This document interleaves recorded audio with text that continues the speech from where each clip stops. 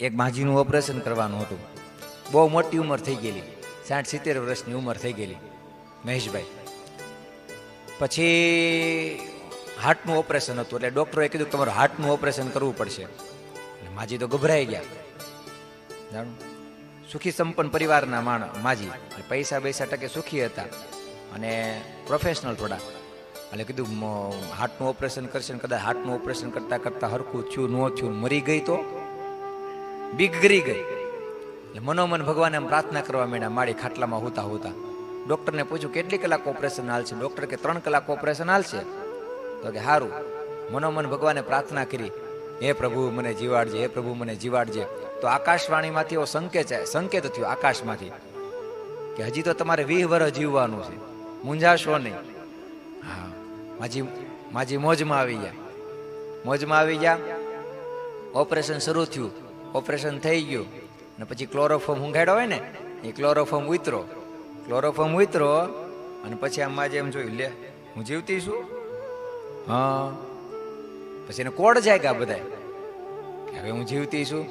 તમારી સામે જોયું તો મોઢું કડસલી મારી ગયેલું.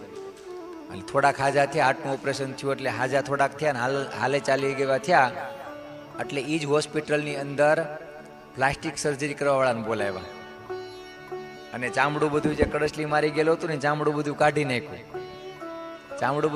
નાખ્યું. પછી બ્યુટી પાર્લર વાળાની ટીમને બોલાવી. માથે જે કાંઈ કાળાવાળા વાળ ધોળા થઈ ગયા હતા ને બધા વાળને કાળા કર્યા, મેકઅપ કર્યો, જાણે આમ 20 વર્ષના યુવાન હોય ને એવા બની ગયા. અને પછી તો મરી સામું જોયું, હવે બરાબર ઈ કે કોઈ મને વર્તી ન કે કોઈ ન કે 70 વર્ષની ડોહી છે. હા, કોઈ વર્તી જ ન કે ને એ હકીકતે બન્યું એવું.